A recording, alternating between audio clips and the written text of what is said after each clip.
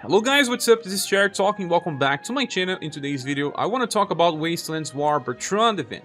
This was released a lot of time ago, but it was almost impossible to beat.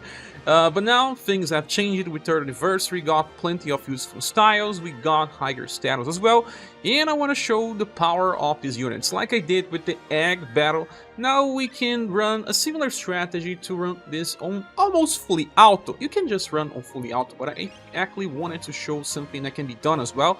So first of all, we have 10 waves of enemies here, and we fight bosses on wave 1, wave 5, wave 9, and wave 10. So you have to think more about the boss stages than the minion stages. There are some minions that can inflict you some status ailments, so you have to bring equipments to resist those things better. Also, the formation that you should bring is Rising Phoenix X, because this one gives 50% buff to will. That will apply right on start, so it means higher chance to resist. This formation also increases the status for the number 1 slot. That means you can bring the taunt tank here to decrease damage and taunt the enemies. And then we have the slot number 2 and 3 with a higher agility, and slot number 4 and 5 with lower agility.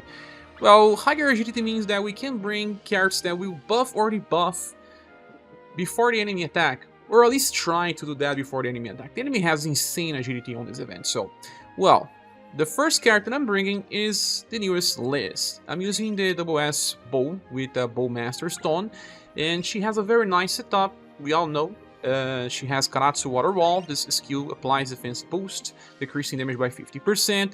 She has Aqua Bash. That's the most important thing, because this buffs will by 25% on max level. And then you can inherit Droplet or her other heal spell if you have, but that's not required. She does not need to heal in this fight. She has a natural weaknesses to fire, so you have to bring something to fix that. In this case, I bring the Amazing Bangle. And you can bring Gold Feather Charm to everyone to decrease the chance of being inflicted with ailments.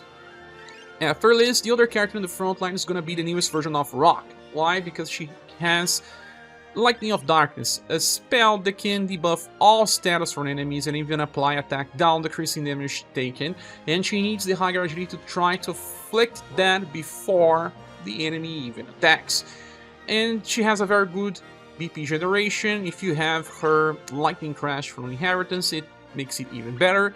She also has at least 1 damage reduction passive and can just get this defense boost in long fights. So you have to bring the Proof of Work Tower. I mentioned this on a past video, how to trigger the intrinsic staff effects. You have to have resistances above 35. So she only receives big damage from sun attacks. All the other things here are resistance, because I brought the Titan Suit that decreases agility but brings a lot of resistance. I also brought the Divine Boots and the Proof of Work Tower. Her staff is a perfect one, crafted with Conquest materials. Then the third character here is Chef Polka, because he has a very nice rotation for auto and can heal usually every 2 turns. That is the best heal strategy in the game right now. He is natively weak to cold, so you have to bring something to help that. So I brought Hydra Leather. As for our gear, I gave him the Purple Flower Sun Hat, because these enemies have some strong sun attacks as well, so that will reduce the damage. But it can also be something like the Chaos Top Hat, or anything that just increases blunt resistance. He is also using the Golden Trophy from a past event, but if you don't have, Gold Feather Charm should work the same.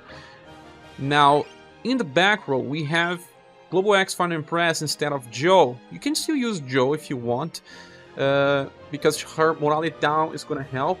But here, because we have a decreased agility, she hardly attacks before the enemy. So Final Empress has a Scroom Guard. That means that she decreases damage by 20% at all times. You can also use Tsubaki if you want. Tsubaki is really good as well. You can also inherit Holy Moon. This is an AoE attack that recovers HP to help out Polka when needed. So she needs a blunt resistant equipment. I brought the Santa Hat, and as always, Gold Feather Charm. And then there's also Harmonious Suit here. Then the last character is a damage dealer. In this case, it can be UDX Silver, that's the best one, but it can also be Schuzer, can be the newest for news. He's the best one actually, because he gets stronger in long fights between different waves. But just bring the best character you have. You can even be Global X Rouge, for example. It's just gonna take a little more time. In her case, I'm bringing the Remembrance Weapon. I'm also bringing the Black Ardule. And for gear, I have the Mythic Shoes because she needs Pierce Resistance, and this also gives her a little more for elements. I inherited a Specious Dragon skill because this one will give her a defense up, and the follow-up attack gets even more BP. So on the start of fight, I'm gonna load Auspicious Dragon and then click the auto button so that she has 2 chains attacks and has better defense and will do even more damage. So that's the setup for the fight. Enjoy.